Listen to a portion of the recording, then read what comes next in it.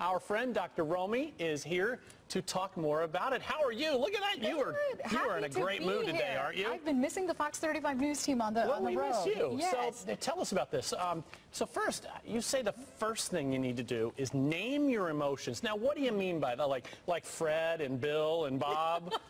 No. I wish it was that simple, Tom. You know, people falsely think that in order to be a happy person, you have to be happy all the time. Okay. We all experience negative emotions like anxiety, sadness. So when you feel something, tell somebody about it. For instance, Tom, I was feeling anxious about Hurricane Joaquin and my travels. When you name your negative emotion, you're actually telling your brain to distance yourself from that negative feeling. In other words, talk about it. Yes. Don't keep it inside. And name it. And this is not a new concept. It isn't. This is actually founded in brain science that actually rewires your brain to not be in a negative mood. Huh. Yes. So you also say recognize guilt. What do you mean by that? Guilt and shame are learned behavioral patterns. People sometimes actually feel guilty for being happy or when something good happens to them. And that feeds the same addiction center that alcohol does.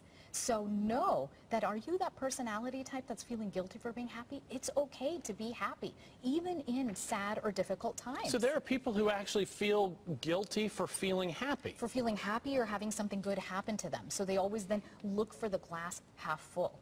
I guess that's kind of like survivor's guilt for people who have been through something where other people didn't make it through. Correct. Okay. Make a decision. About what? Whatever it is, Tom, one of the biggest sources of anxiety is indecisiveness. And then you I can see this. Right? We tend to go to 20 different people and get 20 different opinions. That feeds our stress hormone levels. Make a decision, stick to it, and don't have guilt about it. You say it feeds our stress hormone. What part of that? Is it not having a decision or going through that process? Both of them. Not having a decision and going through the process will actually raise those stress hormone levels that feed anxiety, depression, your inability to focus.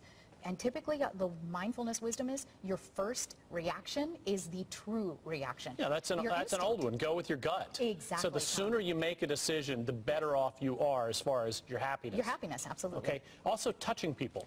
This was one of the most beautiful aspects of this study and this book, Tom, is that when we lack human touch, hugs, touching people, we actually light up the pain centers in our brain that's almost as severe as having a burn to your skin, Tom.